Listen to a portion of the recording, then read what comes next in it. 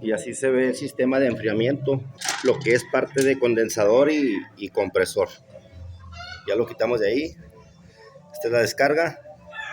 Y luego ya pasa el recorrido por el serpentín, el condensador, sube a los marcos de temperatura, regresa, retorna. Y luego aquí sale por el filtro, entra a congelador. Esta es la parte que sube. Aquí entra a congelador y aquí retorna a compresor. Es esta parte. Este es el forzador. Este es su arnés de 4 cables.